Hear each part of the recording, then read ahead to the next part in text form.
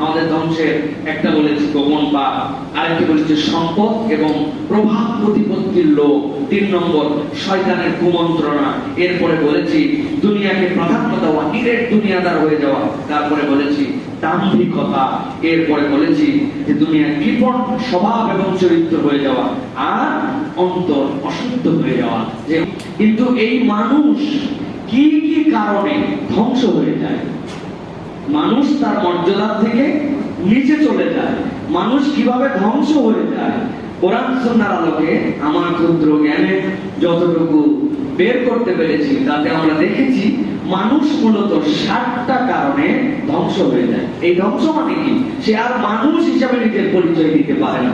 আল্লাহ রাব্বুল আলামিনের যত সৃষ্টি, সব সৃষ্টির মধ্যে সবচেয়ে দামি হচ্ছে মানুষ। আল্লাহ রাব্বুল আলামিনের অনন্য সৃষ্টি হচ্ছে মানুষ। সুতরাং এই মানুষের স্তর থেকে নেমে যায় যদি 7টা অপরাধ তার মধ্যে থাকে। তো আমরা সংক্ষিপ্ত ভাবে এর উপরে কিছু কথাবার্তা বলবো ইনশাআল্লাহ। প্রিয় ভাইরা, 1 নম্বর বিষয় যেটি, সেটি হচ্ছে যে অন্তরগুলি শুদ্ধ নয়, অন্তর যদি মানুষের অশুদ্ধ হয়ে যায় তাহলে এইটা মানুষের ধ্বংসের একটা কারণ হয়ে দাঁড়ায়। উপরে মানুষটা অনেক অবয়বে সুন্দর, দেখতে শুনতে সুন্দর, কথাবার্তায় সুন্দর, কিন্তু অন্তর তার পচে গেছে। অন্তরকে সে শুদ্ধ বানাতে পারে নাই, সে সত্য মিথ্যার পার্থক্য দেখতে পায় না। পুরা দেশের 16 কোটি মানুষ দেখে এক দৃশ্য, আর কেউ দেখে আরেক দৃশ্য। পুরা পৃথিবীর বাস্তবতা একরকম আর তারা দেখে একরকম। কি কারণে? অন্তরের শুদ্ধাশুদ্ধির এই জায়গাটা তার মধ্যে থেকে লোপ পেয়ে যায়। এই জন্য মানুষের ধ্বংসের অন্যতম কারণ হচ্ছে তার অন্তর যদি ধ্বংস হয়ে যায়। আমি আপনাদের কাছে আগে উদাহরণ দিয়েছি, মন এবং আমাদের অন্তর এটা কি নিয়ম? এটা হচ্ছে ফিটনেস সার্টিফিকেট। এটা আপনার আল্লাহর কাছে উতরে যাওয়ার জন্য। আপনার যেরকম ফিটনেস সার্টিফিকেট লাগে, অন্তরের শুদ্ধাচার হচ্ছে আল্লাহর কাছে বান্দার জন্য ফিটনেস সার্টিফিকেট। মনে আছে কিনা আপনাদের, সেনাবাহিনীতে লোক নিবে 2nd লেফটেন্যান্ট র্যাঙ্কে, কমিশন র্যাঙ্কে, 3টা কোয়ালিফিকার 5 ফিট 6 ইঞ্চি লম্বা হতে হবে, সাথে সাথে এইচএসসি পর্যন্ত পাস, উভয়টাতে তাকে 2nd ডিভিশন থাকতে হবে। 3 নম্বর, তার জন্য কোন রকম ফৌজদারি কেসের মধ্যে তার কোন নাম আছে এইরকম যেন না হয়, এরকম নিষ্কলুষ একজন কেস মুক্ত লোক হতে হবে। দণ্ডপ্রাপ্ত লোক হলে তাকে নেওয়া হবে না। এক ছেলে আবেদন করেছে, চাইছে 5 ফিট 6 ইঞ্চি, ওই ছেলে লম্বায় 6 ফিট, 2nd ডিভিশন হলেই হয়, কিন্তু ও গোল্ডেন এ প্লাস 2টাতে বাপ দাদার 14 পুরুষে কারো তার ফৌজদারি কোনো মামলা নাই। আবেদন দেখে তাকে ধরুন ঢাকা ক্যান্টনমেন্ট থেকে সিলেক্ট করে পাঠাইছে যে আপনি এই তারিখে ভাইবার জন্য আসেন, কাগজ এভরিথিং ওকে গুড। এরপরে হাইট বলে 5 ফিট 6 ইঞ্চি বরাবর একটা দড়ি দেওয়া ছিল, অর্থ এই জায়গায় বাইরে যায় তো 6 ফিট হচ্ছে নিচ দিয়ে না, এত লম্বা। ফৌজদারি থানা ক্লিয়ারেন্স সব ক্লিয়ারেন্স, এবার খালিগা হওয়ার পরে বলেছে হাত দুটো সোজা করো সামনের দিকে। হাত দুটো যেই না সোজা করতে বলছে, ডান হাত সোজা, বাম হাতের মাথাটা একটু বাঁকা। যে ইনস্ট্রাক্টর সে বলছে বেটা তোর বাম হাত বাঁকা কেন, বাম হাত সোজা কর। বলছে স্যার আমার জন্মের থেকে 4টা আঙ্গুল একটু বাঁকা। খুব ঠান্ডা মাথায় চিন্তা করে দেখেন, 6 ইঞ্চি 6 ফিট হাইট, ফৌজদারি কেস নাই, পড়ালেখায় ডিগ্রি যা চাইছিল তার থেকেও বেশি, সব দিকে ঠিক, কিন্তু বাম হাতের মাথাটা যদি একটু বাঁকা হয়, সেনাবাহিনীর কমিশন কেন, সেনাবাহিনীর সৈনিক পদে ওই ছেলের নিয়োগ হবে? কথা বলেন হবে? কারণ কি? কারণ সে আনফিট, ফিজিক্যালি আনফিট।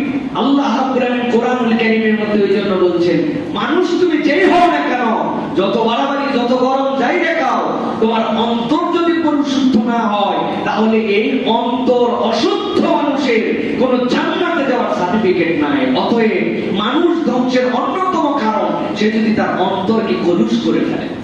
আল্লাহ রাব্বুল আলামিন বলছেন সূরা ইউসুফের মধ্যে 53 নম্বর আয়াতে আল্লাহ শিখাচ্ছেন যে অন্তরের স্রষ্টা আল্লাহ, যেই মানুষের স্রষ্টা আল্লাহ, ওই রব্বুল আলামিন তোমাদেরকে বলছেন তুমি বলো ওয়া মা উবাররিউ নাফসি, ওয়া মা আল্লাহ যে অন্তর তুমি সৃষ্টি করেছো ওই অন্তর তো আমাকে খারাপের দিকে সবসময় নিয়ে যায়, ওই অন্তর তো আমাকে নির্দেশ দেয় অকল্যাণের দিকে। ইন্নান নাফসাল লাআম্মারাতুম বিসসূ, আম্মারা যেটা আমার জন্য যে অন্তর আমি আমার নিয়ন্ত্রণে রাখতে পারি না, ওই অন্তর তো আমাকে খারাপের দিকে সবসময় নির্দেশ দেয়, খারাপ করার দিকে উৎসাহ দেয়, খারাপ কাজ খারাপ দৃশ্য দেখার জন্য আমাকে সে উৎসাহিত করে।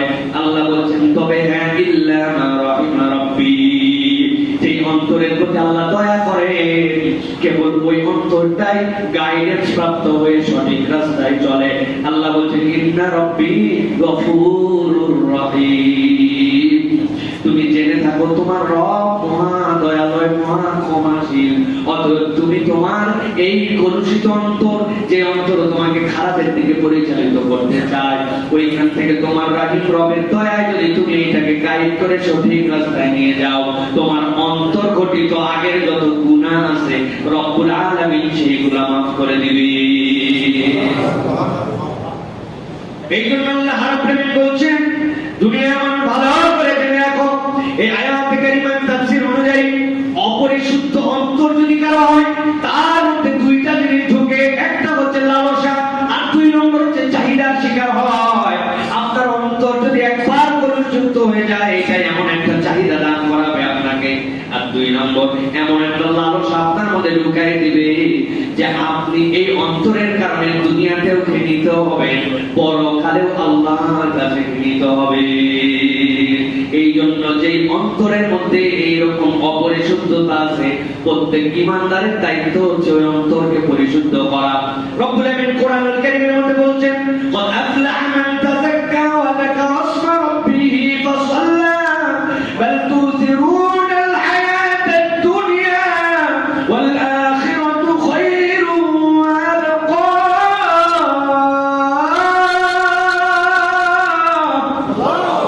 রব্বুল আলামিন বলছেন ও দুনিয়ার মানুষ, দুনিয়ায় তোমার কি আছে না আছে, দুনিয়ায় তুমি কত প্রভাবশালী, কত তোমার দাপট, এইগুলো একটা আল্লাহর কাছে কাজ দিবে না। ক্বাদ আফলাহা মান তাযাক্কা, যে অন্তরকে পরিশুদ্ধ করেছে আমি রব বললাম, সেই ব্যক্তি সফল হয়ে গেছে। ওয়া যাকারা ইসমা রাব্বিহি ফাসাল্লা, আর অন্তর শুদ্ধ হওয়ার পরে ভাব করে বলে নাই আমার অন্তর ঠিক তো সব ঠিক, এমন পরিমাণ মারিফত হাসিল হয়ে গেছে, নামাজ রোজা কালাম কিচ্ছু লাগে না। আল্লাহ বলছেন না না না, ওই অন্তর পরিশুদ্ধ হওয়ার পরে তার দায়িত্ব হবে ওয়া যাকারা ইসমা রাব্বিহি ফাসাল্লা, সে তার রবকে স্মরণ করবে আর নামাজমুখী তার জিন্দেগি গঠন করবে। আল্লাহ বলছেন বাল তুসিরুনাল হায়াতাদ দুনিয়া, এই দুনিয়ার জীবন তো তেমন তেমন জীবন, এইটা তার কাছে কোনো মূল্য নাই। ওয়াল আখিরাতু খায়রুন ওয়া আবকা, এই অন্তর যদি একবার তার মনে গঠন হয়ে যায়, রব্বুল আলামিন বলছেন পরকাল তার কাছে আল্লাহর কাছে নিশ্চিত জমা আছে, এইটাকে সে টার্গেট করবে, কখনো ডিরেক্টলি দুনিয়াদার হয়ে যাবে না। রব্বুল আলামিন বলছেন এই রকম অন্তর যা আল্লাহর কাছে সেই হচ্ছে পরিশুদ্ধ। সুবহানাল্লাহ, কথাগুলো ভালো করে বলছেন। বাল তুসিরুনাল হায়াতাদ দুনিয়া, দুনিয়াটা তার কাছে নাথিং, ওয়াল আখিরাতু খায়রুন ওয়া আবকা, সে জানে পরকালের দিবসে আমার রবের কাছে আমার সবকিছু মজুদ আছে। অতএব দুনিয়ার লোভ লালসা সাময়িক এইগুলা দিয়ে সে কখনো এটাকে বড় চিন্তা করে দেখবে না, নিরেট দুনিয়াদার হবে না। আর এর উল্টাটা যদি হয়, নিরেট দুনিয়াদার পরকালে কি হবে না হবে দেখা যাবে, আগে এখানে ইচ্ছা মতো গুলি করে মারে ফেলা নাকি, পরকালে যা হবে হবে দেখা যাবে। আল্লাহ আদালতে যাইও দেখা যাচ্ছে যে ব্যাংকের যে টাকাগুলো মারা হয়েছে ওইগুলো দিয়ে যদি কিছু তারপর চেষ্টা করা যায়, যে বলবো আমি বড় কন্ট্রাক্টর ছিলাম, এলাকায় আমার দাপটে কেউ চলতে পারতো না, ফেরেশতা কাছে আসিস না, তাই তো না? এই জন্য আল্লাহ রাব্বুল আলামিন বলছেন খুব সাবধান হও, অন্তর শুদ্ধ করো আগে। হাদিস আমাদেরকে এই জন্য জানাচ্ছে, রাসূলুল্লাহ সাল্লাল্লাহু আলাইহি ওয়াসাল্লাম বলছেন ইদা সালুহাত সালুহাল জাসাদু কুল্লু ওয়া ইদা ফাসাদাত ফাসাদাল জাসাদু কুল্লু। নবী বলছেন ছোট্ট জিনিস আলা ওয়াহিয়া কলব, তোমার এই অন্তর যদি ঠিক না হয়, আল্লাহ বলছেন রাসূল আপনি জানান তোমার সব শেষ। আর তোমার অন্তরটা ঠিক হয়েছে, তুমি এটাকে পবিত্র করেছো, তুমি আল্লাহমুখী হয়েছো, সালাত কায়েম করেছো, পরকালকে তুমি মূল মাকসাদ মঞ্জিলে মাকসাদ হিসেবে নির্ধারণ করেছো। আল্লাহ বলতেছেন তোমার তাহলে সব ঠিক আছে, দুনিয়ায় হয়তো তোমাকে কেউ দাম দেয় না, দুনিয়ায় তোমাকে অনেক অত্যাচার করেছে, দুনিয়ায় অত্যাচারে তুমি শেষ হয়ে গেছো, কিন্তু আল্লাহ বলছেন তোমার আসলে কিছু হারাই নাই। যেই ব্যক্তি তোমার সাথে অত্যাচার করেছে সে আল্লাহর কাছে হিসাব ঠিকঠাক মতো পেয়ে যাবে, দুনিয়াতেও পাবে আখিরাতেও পাবে। পাবে না? আহা, আমি শুধু অবাক হয়েছি মানুষ মানুষের প্রতি কতটা নির্মম হতে পারে, এটা কখনো ভাবা যায় না, কখনো ভাবা যায় না। আপনি কল্পনা করতে পারেন যে একটা মানুষ তাকে এমন একটা জায়গায় বন্দী করে রেখে দেওয়া হয়েছে যে বের হওয়ার পরে জিজ্ঞাসা করছে কতদিন ছিলেন, বলতেছে 30 থেকে 35 বছর। লোকজন বলছে না আপনি তো ছিলেন 11 বছর।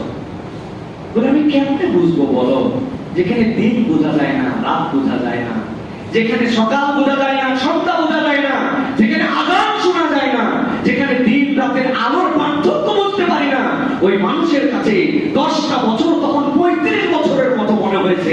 এইরকম দেশে বেশি দূরে নয়, আমাদের মসজিদ থেকে 2 কিলোমিটারের মধ্যে এরকম জুলুম শাহী ছিল, এটা কোনো মানুষ দ্বারা কখনো সহ্য করা সম্ভব নয়। ঠিক আছে? জুলুমের পরিণতি গামছা দেখায় বলেছেন এই গামছাতে যে পরিমাণ পানি আছে চোখে একটা দিঘি হয়ে যাবে। আপনি কি বলেন?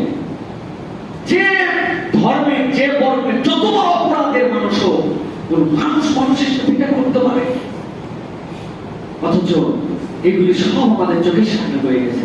আপনি বলবেন অমুকে জানতো না তুমুকে করেছে, যে বলবে যে কোন রাষ্ট্রনায়ক অথবা দায়িত্বশীল এটা জানতো না, সে 1 নম্বর অযোগ্য রাষ্ট্রনায়ক হওয়ারই, যার অধীনে এরকম অত্যাচার হয় তুমি জানবে না, তুমি তো আগেই বাদ, আর যদি জানো তাহলে অধিকার করো নাই কেন? ঠিক না? খবরদার সস্তা আর্গুমেন্ট দিবেন না, বিবেকে পছন্দ ধরাবেন না। এই মঞ্চ 12 বছর এখানে খুতবা দেয়, এই আমলে এসে এরকম কথা বলতেছে এরকম না। আব্দুল্লাহ সাইফুল্লাহ 12 বছর এরকম কথা বলছে,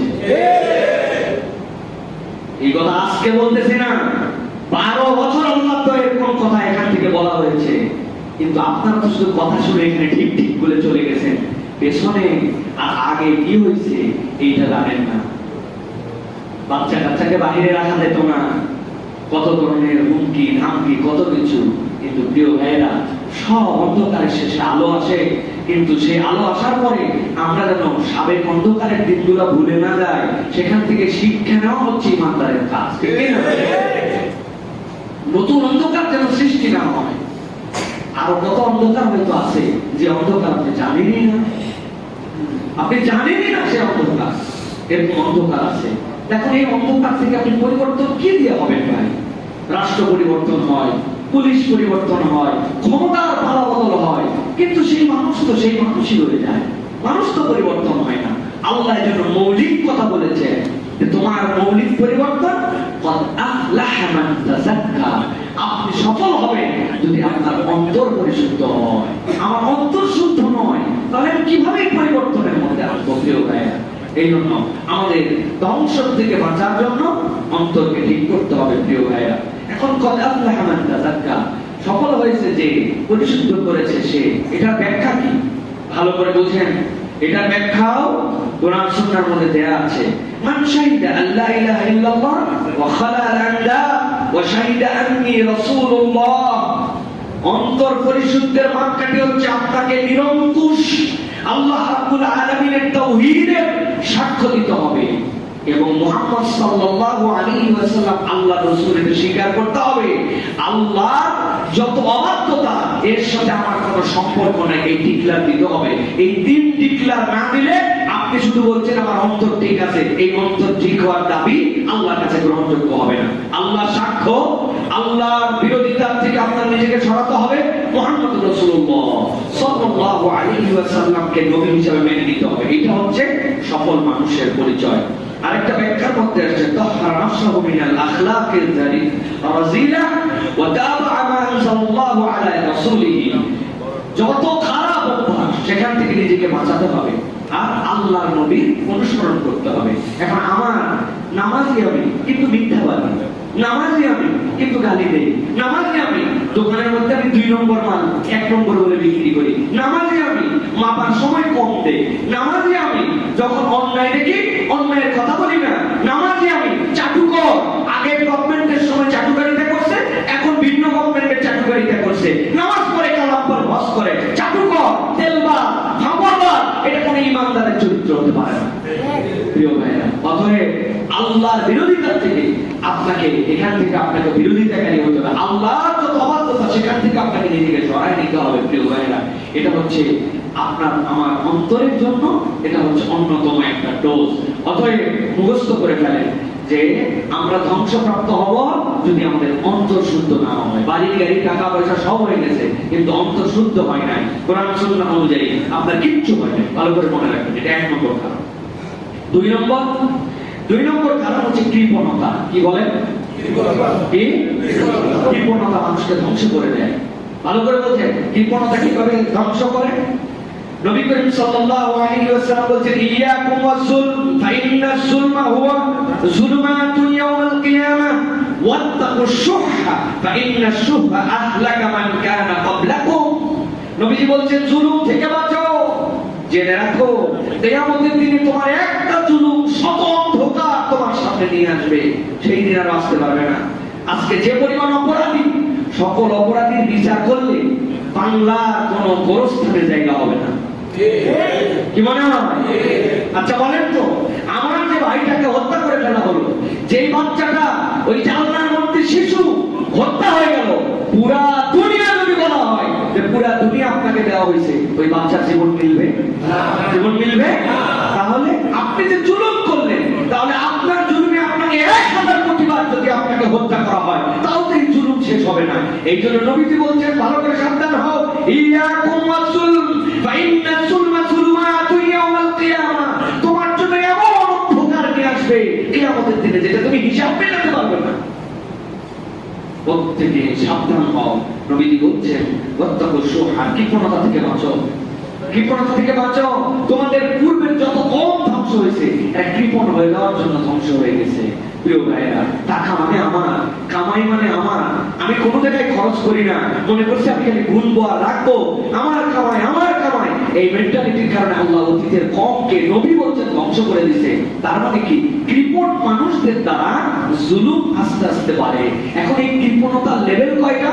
কৃপণতা 3টা লেভেল: আর্থিক কৃপণতা, মেন্টাল কৃপণতা আর সাংস্কৃতিক কৃপণতা। আর্থিক কৃপণতা মানে আপনার কাছে আছে, আপনি দেন না। মেন্টাল কৃপণতা মানে কি? আপনি অপরের কথা শোনেন না, পরমত সহিষ্ণু না, আপনার দিলের মধ্যে এমন একটা গোষ্ঠী প্রীতি হয়ে গেছে যে গোষ্ঠী প্রীতির কারণে আপনি ছাড়া আর কাউকেই আপনি ঠিক দেখতে পান না, আপনি ছাড়া আর কাউকেই মানুষ মনে হয় না, আপনার দলের লোক ছাড়া আর দেশে কোন লোক এই দেশকে ভালোবাসে এটা মনেই হয় না আপনার। এটা হচ্ছে মানসিক কৃপণতা, ঠিক কি না? আমি একটা বড় কথা বলছি, একটা কথা বলা, একটা কথা না বলার কারণে আজকের এই বাংলাদেশ ভেঙে দিব। একটা কথা বলা, বলাটা বুঝছেন কিন্তু না বলাটা বুঝছেন, শুধু বলতে হতো, ভুল হয়ে গেছে, ক্ষমা চাই, আমি মাথাটা নিচু করলাম। এইটা না বলা আর একটা কথা আগে বলা, পুরা তছনছ হয়ে গেছে। রব্বুল আলামিনের খেলা তো, রব্বুল আলামিন এরকম করবেন জন্য। কেননা যত মানুষের কান্না, যত মানুষের চোখের ব্যথা, আহা, আজকে থেকে না, ওই আপনারা শাপলার কথা ভুলে গেছেন, পানি আর গলা খাওয়াইছি আর মানুষের কান্না দেখছি ওই দিন। হ্যাঁ, আপনারা 18 ছাত্রদের কথা ভুলে গেছেন। হ্যাঁ, চোখ উপড়ায় ফেলছিল এই শ্যামলের পেছনে এই জায়গা থেকে, আপনারা ভুলে গেছেন এক একটা কথা। এগুলো 1 দিনের 2 দিনের ব্যথা নয়, সারা দেশ আমরা ঘুরতাম, মাহফিলে যাইতাম, কত মানুষ ডুকরায় ডুকরায় এসে কাঁদতো। কেন কাঁদতেছি? বলে হুজুর এমন কতগুলো মানুষ কান্নারও দৃশ্য দেখতেছে যে এই কান্নার কারণে পরে আমার বিপদ হতে পারে, এই জন্য বলতে পারবো না হুজুর, কিন্তু বুকে অনেক ব্যথা, ঘরে ঘরে মামলা, ঘরে ঘরে অত্যাচার। আপনি সংকীর্ণ একটা মানসিকতায় পুরো দেশকে আইসোলেটেড করে ফেলছেন। এটা কখনো ভালো পরিণাম বয়ে নিয়ে আসে না। এই জন্য নবীজি বলছেন তোমাদের কৃপণতা, তোমাদের এই অন্তরের দৈন্য, এটা তোমাদের জন্য বিপদ আনে। এখন মনে করছেন বাবা আল্লাহ বোধহয় বিপদ একটা শ্রেণীর জন্য কেবল সিলেক্ট করে রাখছে না। আপনি আমি যদি জালেম হই, আপনি আমি যদি সেম ক্যাটাগরিতে হই, আল্লাহ আপনার আমার কপালে এটা রাখবেন। এই জন্য আজকের আলোচনা এটা, যাতে আমরা নিজেরা নিজেদেরকে ধ্বংস থেকে রক্ষা করি। আল্লাহ যেন আমাদেরকে তৌফিক দান করেন। খবরদার কৃপণ হয়ে যাবেন না। সচ্ছল অসচ্ছল উভয় অবস্থায় হাত চালু রাখবেন। রব আপনাকে দিবে, যে দেয় আল্লাহ তাকেই দেয়। ফাঁকা জায়গায় পূরণ হয়, পূরণ হওয়া জায়গা আর ফাঁকা নতুন করে পূরণ করার কিছু থাকে না। অতএব খবরদার নিজেদেরকে কৃপণ বানাবেন না। এই জন্য নবী করিম সাল্লাল্লাহু আলাইহি ওয়াসাল্লামের একটা বিখ্যাত দোয়া ছিল, আল্লাহুম্মা ইন্নী আউযু বিকা মিনাল জুবনি ওয়াল বুখলি। আল্লাহু আকবার। নবীর দানের ব্যাপারে বলা হয়েছে যে আসমানের যে বায়ু, ওই বায়ু যে ঝড়, ওই ঝড়ের থেকে বেশি নবীজি দান করতেন। সেই নবী বলছেন আল্লাহ তুমি আমাকে বখিলতা থেকে তুমি আমাকে হেফাজত করো। তাহলে তার উম্মতের ক্ষেত্রে কতটুকু দানশীল হতে হবে, কতটুকু খরচ করার মেন্টালিটি আপনার মধ্যে থাকতে হবে। পজিটিভ প্রত্যেকটা কাজে আপনাকে অংশগ্রহণ করতে হবে, দান করার চেষ্টা করতে হবে।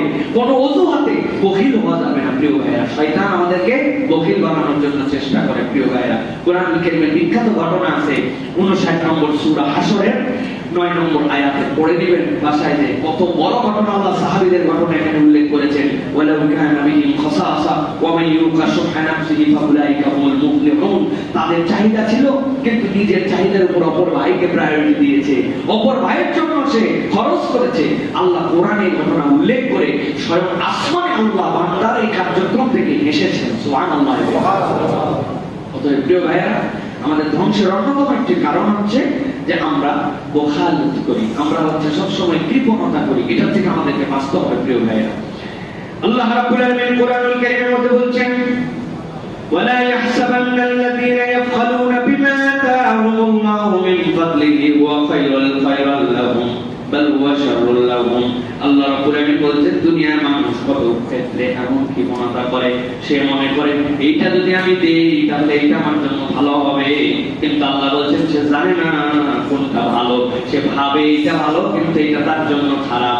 আর ভাবে এইটা তার জন্য গচ্ছিত করে রাখা ভালো, কিন্তু এইটাই তার জন্য খারাপ হয়ে যায়। আল্লাহ রাব্বুল আলামিন বলছেন এই জন্য কখনো তোমরা বখিল হয়ো না। বিমা আতাআহুমুল্লাহ, তুমি ভাবো যে তুমি এইটা কামাই করছো, না, তোমার কামাই নয়, রব্বুল আলামিন তোমাকে এটা দান করেছেন। অতএব নিজের ধ্বংস থেকে বাঁচানোর জন্য আল্লাহর দেওয়া সম্পদ থেকে তুমি খরচ করো। খরচের মেন্টালিটি আল্লাহর রাস্তায়, এটা আমাদেরকে রাখতে হবে প্রিয় ভাইরা। আল্লাহ এরপরে বলেছেন তুমি কি মনে করো আল্লাহ এত উৎসাহ দিচ্ছেন আল্লাহর বোধহয় খুব টাকা দরকার? না, আল্লাহ বলছে ওয়ালিল্লাহি মিরাসুস সামাওয়াতি ওয়াল আরদ ওয়াল্লাহু বিমা তা'মালুনা খাবীর। আরে বেকুবের দল, রবের এই টাকা দরকার নাই। আসমান জমিনের মালিকই তো আল্লাহ। আল্লাহ তোর পরিশুদ্ধতার জন্য, ধ্বংস থেকে বাঁচানোর জন্য আল্লাহ রাব্বুল আলামিন তোমাকে দিয়ে খরচ করায় দিয়া তোমাকে বাঁচায় দিতে চান। সুবহানাল্লাহ। যখন বান্দা দান করে আল্লাহ রাব্বুল আলামিন তার বিপদ দূর করে দেন। আমাদের জীবনে বিপদের সংখ্যা বেশি নাকি আমাদের বিপদ মুক্ত সংখ্যা বেশি? হিসাব করবেন। আপনি তো খালি বিপদ দেখতে পান, আমি তো কোনো বিপদই দেখতে পাই না হিসাবে। কারণ বিপদে এই যে আসার সময় এমন ভাবে একটা গাড়ি সামনে আসলো, ব্রেকটা চাপা লাগলো, গাড়িটা আটকায় গেল। আচ্ছা, ব্রেকটা যদি ফেল করতো অথবা লেগেই যেত, এই লাগার হার বেশি না বাঁচার হার বেশি? বাঁচার হার বেশি। পড়ে গেছিল, ধাক্কা খাইছিল, মরে গেছিল, আল্লাহ নিজে হাতে বাঁচালো, একটু হলে চোখে রাখছিল, বাচ্চাটা গেছিল। আমার বাঁচার হার কল্পনা করতে পারবেন না। রব এই বাঁচান দুইটা দিক দিয়ে। একটা বান্দা যখন দোয়া করে আল্লাহ ওই দোয়ার ইনস্ট্যান্ট তাকে দেন না, কিন্তু তার বিপদ উদ্ধার করেন। আর বান্দা যেগুলো দান করে ওই দানের কারণে রব্বুল আলামিন তাকে হেফাজত করেন। সুবহানাল্লাহ। বুঝি না তো আমরা মনে করছি আমার টাকা আমার পয়সা, বেরই হয় না। 100 টাকার নোট, 50 টাকার নোট দুইটা আছে, ফকির আসছে, ওই খুচরা নাই। কেন? আপনার খুচরা কোথায় হবে ভাই?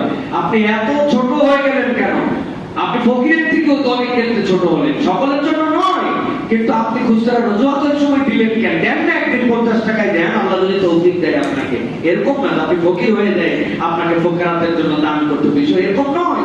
কিন্তু আমাদের অন্তর হিসাব করে দেখেন, অনেক ক্ষেত্রে বকিল হয়ে গেছে। টাকা পয়সার মোহ আর এই প্রেমে আমরা পড়ে গেছি। আমাদের টাকা বেরোবে না। এই জন্য এখান থেকে আমাদের বাঁচতে হবে। এরপরে যেটা বলছি 3 নম্বর, সংক্ষেপ করে বলি প্রিয় ভাইয়েরা, দাম্ভিকতা। কি? দাম্ভিকতা, ভাব দেখানো, অহংকারী মন মানসিকতা। এইটা বান্দার ধ্বংসের অন্যতম কারণ। আল্লাহ রাব্বুল আলামিন বলছেন 16 নম্বর সূরা নাহল এর 23 নম্বর আয়াতে, লা জারামা আন্নাল্লাহা ইয়া'লামু মা ইউসিররুনা ওয়া মা ইউ'লিনুন ইন্নাহু লা ইউহিব্বুল মুস্তাকবিরিন। বান্দা, তোমরা ভেবো না যে আল্লাহ রাব্বুল আলামিনের কাছে জানা নাই। আল্লাহ জানেন তুমি যা প্রকাশ্যে করো এবং যা তুমি গোপনে করো। ইন্নাল্লাহা লা ইউহিব্বুল মুস্তাকবিরিন। আল্লাহ রাব্বুল আলামিন অহংকারী দাম্ভিককে আল্লাহ পছন্দ করেন না। আগের আয়াতের অর্থটা বোঝেন। আল্লাহ বলছে তুমি প্রকাশ্যে যা করো, গোপনে যা করো, সব কিছু আল্লাহ জানেন। অতএব সব কিছু যে রব জানেন, আল্লাহ রাব্বুল আলামিন বলছেন তিনি তোমাকে অহংকারী হিসেবে দেখতে চান না। তার মানে কি? কেবল প্রকাশ্য অহংকার হয় না, অপ্রকাশ্যেও কিছু অহংকার আমাদের মধ্যে থাকে, যেটা লোকে দেখে না কিন্তু ভাবে বোঝা যায় আমি অহংকারী। প্রিয় ভাইরা, সুতরাং এই অহংকার আমাদের পতনের কারণ। অতএব অহংকার করা যাবে না প্রিয় ভাইরা। অহংকার মানে কি?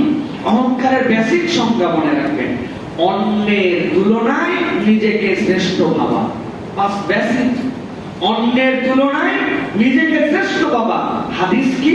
নবীজি যখন বললেন অহংকার করো না, সাহাবী বললেন ইয়া রাসূলুল্লাহ, আমি তো সুন্দর জামা পরা পছন্দ করি, সুন্দর জুতা পরা পছন্দ করি, আমার এগুলো কি অহংকার?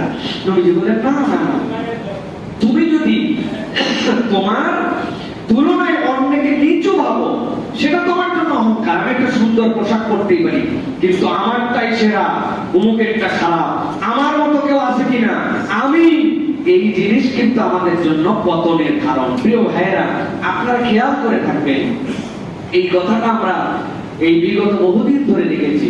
আমি করেছি, আমি দিয়েছি, আমি দিলাম। শুনবেন না? এই আমি কি হয় জানেন? এই আমি দুইটা জিনিস করে। এই আমি 1 নম্বর অহংকার নিয়ে আসে, 2 নম্বর তেলবাজ একটা গ্রুপ এর অধীনে তৈরি হয়। যখন কেউ দেখে তাহলে আমি আমি বললেই খুশি হয়, তখন বাকিরা সবাই ওনাকে ক্রেডিট দিতে চায়। আর যেই কোনো খারাপ কিছু হবে তখন তারাই বলবে একজন মানুষ উনি এত বিষয় কেমন করে দেখবে, সব কিছু ওনার দ্বারা দেখা সম্ভব কিনা। ক্রেডিটের ভাগ নেয়, ডিসক্রেডিটের ভাগ নেয় না। এইরকম ভাবে একটা স্বৈরতন্ত্র তৈরি হয়, যেটার কারণে আল্লাহ রাব্বুল আলামিন পতন ঘটান। অতএব প্রিয় ভাইরা, আমরা যেন আল্লাহ রাব্বুল আলামিনের কাছে এরকম স্বৈর না হয়ে যায়, আমরা যেন এরকম নিজেরা না হয়। এই জন্য আল্লাহ বলছেন খবরদার, তোমার অহংকার, আমিত্ব, সেটা ছোট থেকে বড় সব জায়গায় আসতে পারে, এটা যেন তোমাকে গাফিল করে না ফেলে। আল্লাহ বলছেন ওয়ালা তুসাইর খাদ্দাকা লিন-নাস ওয়ালা তামশি ফিল আরদি মারহা। দুনিয়াতে তুমি কখনো ফুটানি করে তারপর দিয়ে চলো না, মানুষের দিক থেকে মুখ ফিরাই নিও না। কি একটা আমি হয়ে গেছি এরকম মুখ যেন না হয়। আল্লাহ বলছেন তুমি তোমার মানুষের দিক থেকে মুখ ফিরাই নিও না। মুখ কখন ফিরায়? যখন সে বুঝে ফেলে যে আমি সব, আমার মতো কেউ নাই, আমি করেছি কেবল। এই মেন্টালিটি যেন আমাদের মধ্যে গ্রহণ না করে প্রিয় ভাইরা। আল্লাহ রাব্বুল আলামিন এখান থেকেও আমাদেরকে হেফাজত করুন প্রিয় ভাইরা। সুতরাং এই যে জান্নাত এবং জাহান্নামের মধ্যে একটা ঝগড়া হবে, এই জান্নাত আর জাহান্নামের ঝগড়ার মধ্যে জাহান্নাম বলবে আমার কাছে 2টা শ্রেণীকে দিতেই হবে, এই 2 শ্রেণী না হলে আমি জাহান্নাম পেট ভরবে না আমার। তার মধ্যে একটা কারা? পরাক্রমশালী স্বৈরাচার, আর 2 নম্বর অহংকারী। পরাক্রমশালী স্বৈরাচারী নিজেকে স্বৈরাচার ভাবে, আর 2 নম্বর অহংকার। জাহান্নাম বলবে জান্নাতের কোনো অংশ নাই, এটা টোটালটাই আমার। অতএব প্রিয় ভাইরা, আমরা যেন অহংকারী না হই। সুতরাং এখন এর অবস্থা দেখেও যদি আমরা অহংকারী হই, নিজেরা যদি মনে করি এটা কেবল আমাদের অর্জন, এটা কেবল আমরা অর্জন করেছি, আমরা যা ইচ্ছা তাই করতে পারি, এত সোজা নয় প্রিয় ভাই। এই দাম্ভিকতার পতন হয়ে যাবে তাহলে। এই জন্য আমরা খবরদার কখনো অহংকারী হবো না, আল্লাহর কাছে বিনয়ী বান্দা হয়ে থাকার জন্য চেষ্টা করব। আল্লাহ আমাদেরকে অহংকার মুক্ত জিন্দেগি গঠন করার তৌফিক দান করেন। 4 নম্বর পতনের কারণ দুনিয়াকে প্রাধান্য দেওয়া। কি বলছে? দুনিয়াকে প্রাধান্য দেওয়া। দুনিয়ায় আমার কেবল দুনিয়া প্রিয় ভাইরা। এই জন্য এই দুনিয়ার আমার যদি একদম নিরেট দুনিয়াদার হয়ে যায় তাহলে ওই দিন বড় বিপদ হবে। আল্লাহ কোরআনুল কারীমের মধ্যে বলেছেন ওয়ালাকিন্নাহু আখলাদা ইলাল আরদ ওয়াত্তাবা হাওয়া ফামাসালুহু কামাসালিল কালব ইন তাহমিল আলাইহি ইয়ালহাস আও তাতরুকুহু ইয়ালহাস। আল্লাহ বলছেন এক শ্রেণীর চরিত্র এরকম। এই চরিত্র ওয়ালাকিন্নাহু আখলাদা ইলাল আরদ। এই যে গরু ছাগল যেরকম মাঝে মাঝে উপর থেকে পা তুলে ছাগল একটু পাতা টাতা খায়, কিন্তু তারপরেও তার মুখ সবসময় নিচে থাকে। আখলাদা ইলাল আরদ, মুখটা নিচের দিকে। আল্লাহ বলছেন কতগুলো মানতার চরিত্র হইছে নিরেট দুনিয়াটা, যা কিছু সব দুনিয়া ফায়দার জন্য তোদের। দুনিয়া ছাড়া তার কাছে কোনো টার্গেটই নাই, দুনিয়া আর দুনিয়া। সারাদিন হুজুরদের বিরোধিতা করে, কিন্তু ভোটের সময় এসে মাথার টুপি ধরে। আছে না ভাই? একই নামাজ 2-3 বার পড়ে। আছে না ভাই? ইসা টাউটেন টাউট এরকম আছে না? ওরা কিন্তু ওয়াখলাদা ইলাল ওর যা টার্গেট সব দুনিয়ামুখী। আল্লাহ বলছে ওয়াত্তাবা হাওয়া, আর অপরাধ হচ্ছে তার অন্তর হচ্ছে তা ইলা, তার মনটা বলে তাই করে। যতটুকু পর্যন্ত তার মনটা ততটুকু পর্যন্ত ইসলাম করে। যেই বলবেন নামাজের ইসলাম ওকে, রোজার ইসলাম ওকে, কুরবানির ইসলাম ওকে, কিন্তু আল্লাহর আইনে দেশটা চলুক, আল্লাহর আইনে সংবিধান হোক, আল্লাহর আইনে চোরের বিচার হোক, আল্লাহর আইনে অপরাধের বিচার হোক, আল্লাহর আইনে জেনাকারীর বিচার হোক। বলবে ভাই এইগুলা ইসলামী রাজনীতির কথা বলেন না তো ভাই? আছে না? আছে না এগুলা? ভাই আপনারা জানেন না, এগুলো আমরা জানি। এগুলো আমরা জানি যে কারা এই মেন্টালিটি। অথচ মুসলমান নামদারি প্রিয় ভাইরা, আল্লাহ বলছে ওয়াত্তাবা হাওয়া, সে তার অন্তরকে অনুসরণ করছে, দিনকে পূর্ণ নেয় না। আল্লাহ বলছেন নো প্রবলেম, কামাসালুহু কামাসালিল কালব। আল্লাহ বলছেন এই ব্যক্তিটার উদাহরণ হচ্ছে আল্লাহর কাছে কুত্তার মতো। তার মতো? কুকুর বললে অত সুন্দর শোনা যায় না। আমার বাচ্চা কাচ্চারা খুব আপত্তি করে আমি কুত্তা বললে। না বাবা, কুকুর বলো। মানে তার মানে কুত্তা একটু গাল গাল মনে হয়, আর কুকুর একটু স্মার্ট মনে হয়। এই জন্য আমি এই আয়াতের অনুবাদে বলছি ফামাসালুহু কামাসালিল কালব, এই মানুষগুলোর চরিত্র কুত্তার মতো। কে বলছেন? কে বলছেন? আল্লাহ। আল্লাহ বলছেন কেন বললাম কুত্তা? আল্লাহ রাব্বুল আলামিন বলছেন ইনতাহমিল আলাইহি ইয়ালহাস আও তাতরুকু ইয়ালহাস। কুকুরের পিঠে কেউ বোঝা দেয় না, কিন্তু কুকুরকে দাবড়ানি দিলেও ও হাঁপায়, এমনি বসে থাকলে ও হাঁপায়। কুকুরের চরিত্রই হাঁপানো। আল্লাহ বলছেন তুমি যদি নিরেট দুনিয়াদার হও, আর তুমি যদি তোমার অন্তরকে ইলাহ বানায় নাও, আমি আল্লাহ চ্যালেঞ্জ দিলাম, দুনিয়াতেও সুখ পাবি না, পরকালেও সুখ পাবি না। সব সময় আফসোস করতে করতে জিন্দেগি শেষ হবে। হিসাব মিলায় নেন, হিসাব মিলায় নেন। বঙ্গভবনে থাকা সুখ নয়, 1000 কোটি টাকা দামের ফ্ল্যাটে থাকা সুখ নয়। সুখ অন্তরের সাবজেক্ট। এমন সুখী মানুষ আছে দিন কামলা করে আনে, কিন্তু তার সুখের কোনো অভাব হয় না প্রিয় ভাইরা। আল্লাহ এই জন্য বলছেন জিন্দেগিটা কুত্তার মতো বানায় দেব। সবসময় জিব্বা বের করে ঘুরবি, মনে করছিস দুনিয়াদার হয়ে বিরাট ফায়দা পালি, দুনিয়াও শেষ আখিরাতও শেষ। হিসাব মিলান। আমাদের অধিকাংশ জিন্দেগি এখন এরকম হয়ে গেছে, শান্তি নাই, সুখ নাই, কামাই আছে কি জানো নাই, কি নাই তাও জানি না। আছে না ভাই? কেন অসুখ? ভালো লাগতেছে না কেন ভাই বলেন? কি কারণে ভালো লাগতেছে না? ভালো লাগতেছে না কোথাও ঘুরতে যেতে চান না ভাই, ভালো লাগতেছে না বিরিয়ানি খেতে চান না ভাই, ভালো লাগতেছে না আপনার তাহলে কি টাকা পয়সা দরকার না ভাই, তো ভালো লাগতেছে না কেন? এটা জানলে তো বুঝতাম কেন ভালো লাগতেছে তাও জানেন। আল্লাহ বলছেন এটার কারণ হচ্ছে মিলায় দেখো, তুমি তোমার নকশের তাবেদার হয়ে গেছো অথবা নিরেট দুনিয়াদার হয়ে গেছো। আল্লাহ রাব্বুল আলামিন এই জন্য আমাদের এই ধ্বংস থেকে হেফাজত করবেন। আল্লাহ ইবনে মাজার একটা হাদিসের সংক্ষেপ বলি আপনাদের কাছে, এটা আপনাদের মাথার মধ্যে ঢুকায় রাখার জন্য। সেখানে বলা হচ্ছে পার্থিব চিন্তা যাকে মোহগ্রস্ত করবে, আল্লাহ তার কাজকর্মের মধ্যে 3টা জিনিস সৃষ্টি করে দিবেন। পার্থিব এই জগৎ কেন্দ্রিক কেবল তার চিন্তা হবে। নামাজ, ভাই ব্যবসা এখন ভালো চলতেছে, পরে পরে নিবনি, এখন সময় হয় না হজ করার, পরে করবনি। ভাই একটুখানি দুনিয়ায় চলতে সত্যমিথ্যা বলা লাগে ভাই, অত সুফি হয়ে চলা যায় না। আল্লাহ নবী সাল্লাল্লাহু আলাইহি ওয়াসাল্লাম বলেন পার্থিব চিন্তা যাকে মোহগ্রস্ত করে ফেলবে, আল্লাহ তার কাজকর্মের মধ্যে 3টা জিনিস সৃষ্টি করবেন। 1 নম্বর অস্থিরতা সৃষ্টি করবেন, 2 নম্বর তার দারিদ্রতা নিত্য সঙ্গী হবে, কোটি টাকা পাওয়ার পরেও তার মনের দারিদ্রতা দূর হবে না। 3 নম্বর পার্থিব ততটুকুই তার ভাগ্যে যা আছে ততটুকুই পাবে, কিন্তু হাহুদাসটা দূর হবে না। আর যার উদ্দেশ্য আখিরাত হবে, যার উদ্দেশ্য পরে লালমুখী হবে, আল্লাহ তার সাথেও 3টা জিনিস যুক্ত করে দিবেন। এক নম্বর, সবকিছু সে বুঝবে না, কিন্তু দেখবে দিন শেষে ঠিকঠাক মতো হয়ে গেছে, এটা আল্লাহ দয়া তার সাথে থাকবে। দুই নম্বর, অন্তর তার ঐশ্বর্যমণ্ডিত হবে, টাকা নাই পয়সা নাই তাই নাই কি, কিন্তু তার অন্তরটা বিরাট বড় অন্তর, মানুষের জন্য দয়া ভালোবাসা, বুকের মধ্যে একটা বিরাট প্রশান্তি নিয়ে সে ঘোরাফেরা করে, চলাফেরা দেখলে মনেই হবে না যে তার অভাব অনটন আছে, পরকালমুখী জিন্দেগি। আর তিন নম্বর, দুনিয়া স্বয়ং আল্লাহ তার কাছে হাজির করে দিবে, দুনিয়ার পিছে তাকে দৌড়াতে হবে না, দুনিয়া তার কাছে হাজির হবে, তার পায়ের কাছে আসবে দুনিয়া, আসার পরে আল্লাহ রাব্বুল আলামিন তার সামনে দিবেন। কত লোক এই নতুন গভর্নমেন্টের উপদেষ্টা হওয়ার জন্য, হে হওয়ার জন্য, তে হওয়ার জন্য কত লবিং আছে না, আর কত মানুষের কাছে যে করে যোগাযোগ করার পরে ভাই না আমাদের এটা সম্ভব না।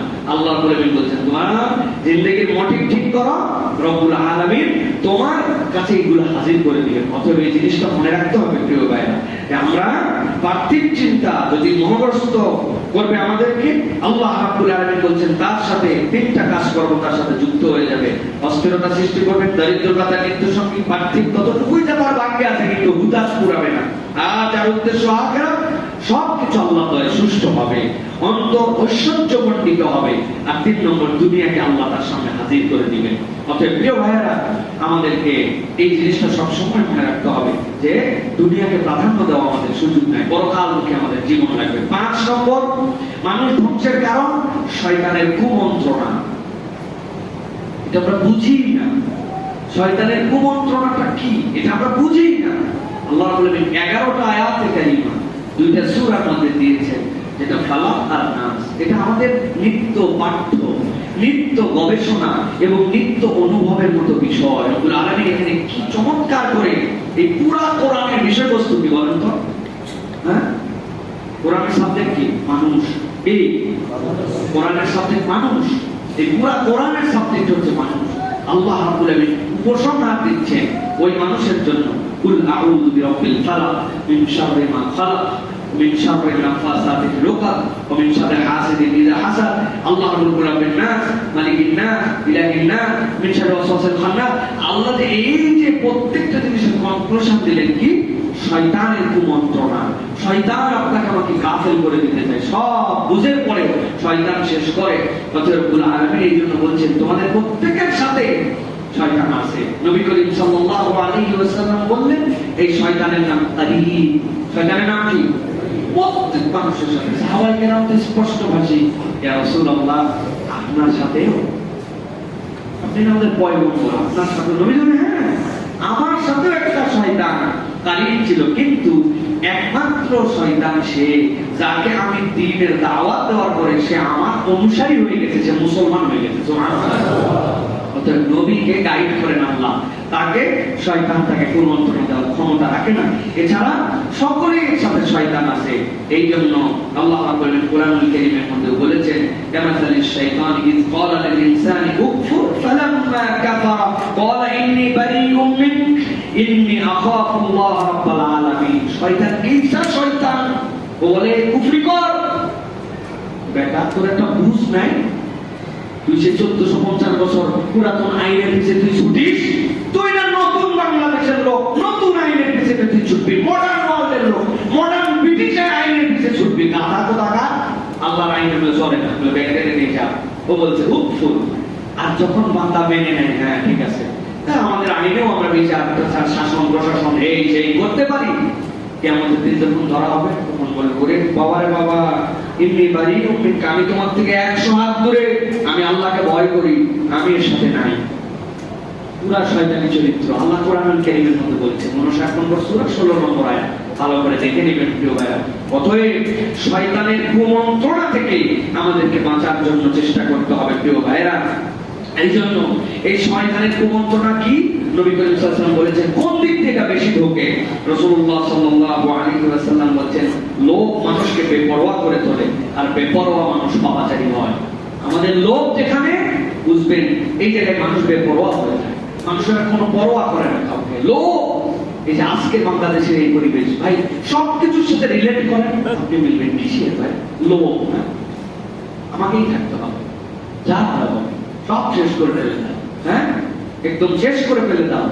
মানে কি মেন্টালিটি, আর ব্লেম দেওয়া, মানুষকে ব্লেম দেওয়া খুব খতরনাক বিষয়। শুধু মানুষকে ব্লেম করা, নিজের দোষ কখনো অনুভব না করা। এই লোভ আর ব্লেম, এই দুইটা কিন্তু আমাদেরকে শেষ করে দেয় প্রিয় ভাইরা। সুতরাং এই লোভ আমাদের মধ্যে এমন ভাবে যেন না আসে যেটা আমাকে বেপরোয়া করে দেয়, পরোয়া করি না আমি কারো, এরকম যেন আমাদের না হয়। নবী করিম সাল্লাল্লাহু আলাইহি ওয়াসাল্লাম বলছেন, দুটি ক্ষুধার্ত নেকড়ে বাঘকে ছাগলের পালে ছেড়ে দিলে যতটুকু ক্ষতি করবে, দুটা ক্ষুধার্ত নেকড়ে বাঘ 15 দিন খাবার পায় না, ছাগলের পালের মধ্যে ছেড়ে দিচ্ছে, ও খাবে যতটুকু তার থেকে বেশি এগিয়ে ওকে ছিঁড়ে ফেলে শেষ করে ফেলবে, পাগল বানায় ফেলবে। নবী সাল্লাল্লাহু আলাইহি ওয়াসাল্লাম বলছেন, সম্পদ ও প্রতিপত্তির লোভ মানুষের জীবনে তার থেকে বেশি ক্ষতি করে। সম্পদ আর প্রতিপত্তি, আমার প্রভাব, আমার পাওয়া, সামনে কে আছে না আছে দেখার সময় নাই। এই যে আমাদের পুলিশ ভাইয়েরা বিপদে পড়ছে, করে ব্যারাকে ফেরত গেছে, হ্যাঁ, এই পুলিশ কার হুকুমের গোলামি করলো? মারলো মানুষগুলোকে, কারণ কার এই হুকুমের গোলামি করলো বলেন? এটা গোলামি করে না, কি জন্য করছে? বেপরোয়া হলে কি জন্য? এই যে লোভ, এই লোভের কারণে আজকে তারা ভিকটিম হয়ে গেল। ওনারা তো আরামে বসে ঠিকসে মতো বিরিয়ানি পোলাও সবই খাচ্ছে, কিন্তু এখানে যে মানুষগুলোকে বিপদে ফেলে দিয়ে গেলেন, এই মানুষগুলোকে জনগণের সাথে মুখামুখি করে দিয়ে গেলেন, এই মানুষগুলোর যে অবস্থা হলো, কি অবস্থা আপনি চিন্তা করেন তো। আমি তো বলছি যে আর কিছু করেন বা না করেন, অন্তত পুলিশের ড্রেসটা চেঞ্জ করেন, এদের দিকে তাকালে ঘৃণা হয়। যে মা তার সন্তান হারাইছে, যে ভাই তার সন্তান হারাইছে, যে ইমাম তার মুসল্লি হারাইছে, যে লক্ষ লক্ষ মানুষের হৃদয়ে ব্যথা দিছে, এই পোশাকের দিকে তাকালে আপনি হয়তো তাই নয়, কিন্তু এটা দেখলেই আমাদের জন্য তখন ঘৃণা লাগে, দেখলে আমাদের জন্য কষ্ট লাগে। অন্তত পোশাক মুক্ত করেন এদেরকে। কি পরিমাণ বেপরোয়া, কি পরিমাণ তাদের দাপট, কি পরিমাণ তাদের অত্যাচার, কল্পনা করা যাবে না। এত পরিমাণ তারা বেহায়ামল করছে, এত পরিমাণ তারা বেপরোয়াগিরি করছে, যা ইচ্ছা তাই করছে তারা। এটা আমরা চোখের সামনে দেখেছি, আমাদের থেকে আপনারা অনেকে বেশি দেখছেন, দেখেন না আপনারা? কারণ কি? কারণ কিছুই না, এই যে আপনার সম্পদ আর প্রতিপত্তির লোভ, আপনি শেষ হয়ে যাবেন ভাই। আপনি একটাও খবরে নিয়ে যেতে পারবেন না। আপনার বিবেকের দহনে আপনি পুড়ে পুড়ে মরবেন। আপনি যদি প্রোঅ্যাক্টিভ হয়ে অন্যায় করে থাকেন হুকুমের বাইরে, আল্লাহ আপনাকে এই দুনিয়াতে আপনার সন্তান, আপনার পরিজনের মধ্যে আপনাকে নিঃস্ব করে, আপনাকে রব্বুল আলামিন তার লীলা খেলা দেখায়, তারপরে কবরে দিবে। কেননা আপনি জুলুমটা করেছেন মানুষের সাথে, ঠিক না? আপনার বিবেকের জায়গা ছিল, আপনি বিবেকে কখনো মানুষ মনে করেন না, আপনি বিবেককে আপনি কখনো প্রায়োরিটি দেন না, আপনি নির্বিচারে মানুষের সাথে অন্যায় করেছেন। এই জন্য বলবো প্রিয় ভাইয়েরা, শিক্ষা নেন, সাবধান হন, সাবধান হন, বেপরোয়া হবেন না। আল্লাহ রাব্বুল আলামিন আমাদেরকে বোঝার তৌফিক দান করুন। 7 নম্বরে সর্বশেষ যেটা বলবো সেটা হচ্ছে মানুষ ধ্বংসের অন্যতম একটা কারণ, যে বিষয়ে আমাদের একটুকু মনোযোগ নাই, সেটা হচ্ছে গোপন পাপ। গোপন, সব তো উপরের কথা বললাম, গোপন পাপকে দেখবে, কেউ তো দেখার নাই। এটা আমাদেরকে শেষ করে দেয়, কারণ আমি মনে করি কেউ এটা দেখতেছে না। আল্লাহ রাব্বুল আলামিন বলছেন, ওয়াদারু যাহিরাল ইসমি ওয়া বাতিনাহু ইন্নাল্লাযীনা ইয়াকসিবুনাল ইসমা সাইয়ুজজাউনা বিমা কানু ইয়াক্তারিফুন। আল্লাহ বলছেন, ছেড়ে দাও গোপন পাপ এবং প্রকাশ্য পাপ।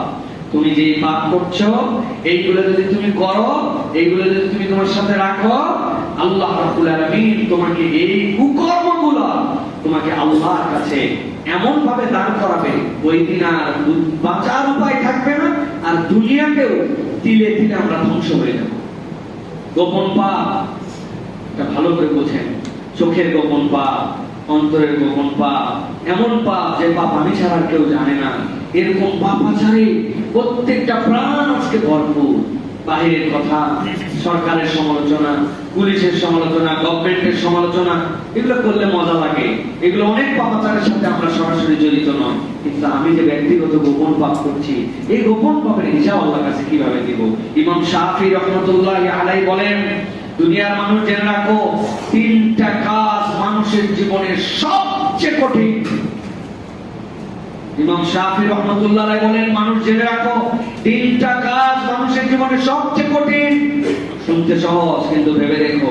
1 নম্বর, সম্পদ কম থাকা অবস্থায় দান করা। এই ওয়াজ করা সহজ, কিন্তু ক্রাইসিস চলতেছে, এই মুহূর্তেও দান করার প্রশ্ন আসলে মানুষ পারে না, তবিয়তগতভাবে সে আটকায় যায়। 2 নম্বর, একাকী থাকা অবস্থায় গুনাহমুক্ত থাকা। কেউ নাই, আমি বাড়িতে একা, রুমে একা, পরিবেশে একা, আমাকে ঠেকানোর কেউ নাই, সে তুমি একাকী মানুষ, গুনাহমুক্ত থাকা। এই সময় ইমাম শাফি রাহমাতুল্লাহর কথা। 3 নম্বর, যাকে ভয় করেন এবং কিছু আশাও তার কাছে করেন, এইরকম লোকের সামনে সত্য কথা বলা। লোকটাকে ভয়ও করি, আর তার কাছে আমার কিছু পাওনার হিসাবও আছে, লেনদেন আছে, তার সাথে আমার বেনিফিটেড হব, ভয় করতেছে, আবার তার কাছে আমার লেনদেনের হিসাব আছে। এরকম লোকের সামনে সত্য কথা বলে দেওয়া এত সহজ নয়। ইমাম শাফি বলতেছেন, সুতরাং এখান থেকে যদি তুমি বেরিয়ে আসতে পারো, তাহলে তোমার জিন্দেগিটা পরিবর্তিত একটা জিন্দেগি হিসেবে গঠন হয়ে যেতে পারে। অতএব প্রিয় ভাইরা, গোপন পাপ এটা আমাদেরকে ছেড়ে দিতে হবে ভাই, এটা আমাদেরকে বাদ দিতে হবে। খুঁজে খুঁজে তালিকা করতে হবে যে আমি কি গোপন পাপ করি। আমার এই গোপন পাপ আল্লাহ রাব্বুল আলামিনের কাছে আমি কেমন করে দাঁড়াবো, আমি কেমন করে রব্বুল আলামিনের সামনে হিসাব দেব। সুতরাং আমার নিজেকে আমি নিজেকে ধ্বংস না করে দেই, নিজেদের বরকত জীবনে উঠে যায়, পরিবারের বরকত উঠে যায় গোপন পাপগুলোর কারণে। বাইরে আমি সুন্দর চলাফেরা করতেছি, বাইরে গান বাজনা শুনতেছি না, ঘরের মধ্যে গান বাজনা শুনি। আমি বাইরে যাওয়ার পরে সিনেমা হলে সিনেমা দেখি না, কিন্তু আমি নিজে এমন জায়গায় সিনেমা দেখি যেটা আমার সাথে যায় না। আমার এই আচরণের সাথে বাইরে জুব্বা টুপি পড়তে যাচ্ছি, বোরকা পরে বাইরে বেরোচ্ছি, কিন্তু ভিতরে যখন পরিবারে আত্মীয় স্বজন আসতেছে, ওই জায়গায় যখন যাদের সাথে আমার দেখা সাক্ষাৎ করার কথা নয়, ওই জায়গায় আমি আল্লাহ তার মানি না। এগুলো হচ্ছে না বাইরে দেখতেছে না, ভিতরে তো এটা আমার, এরকম চিন্তা করি। এটা ছোট থেকে বড় খুঁজে খুঁজে আমাদেরকে দেখতে হবে। আল্লাহ যেন আমাদেরকে গোপন পাপ থেকে হেফাজত করেন। আল্লাহ কি কি বলেছি? আমাদের ধ্বংসের একটা বলেছি গোপন পাপ, আরেকটা বলেছি সম্পদ এবং প্রভাব প্রতিপত্তির লোভ, 3 নম্বর শয়তানের কুমন্ত্রণা, এরপরে বলেছি দুনিয়াকে প্রাধান্য দেওয়া, ডিরেক্ট দুনিয়াদার হয়ে যাওয়া, তারপরে বলেছি দাম্ভিকতা, এরপরে বলেছি যে দুনিয়ার কৃপণ স্বভাব এবং চরিত্র হয়ে যাওয়া, আর অন্তর অশুদ্ধ হয়ে যাওয়া, যে অন্তর অশুদ্ধ এগুলো ধ্বংসপ্রাপ্ত। অতএব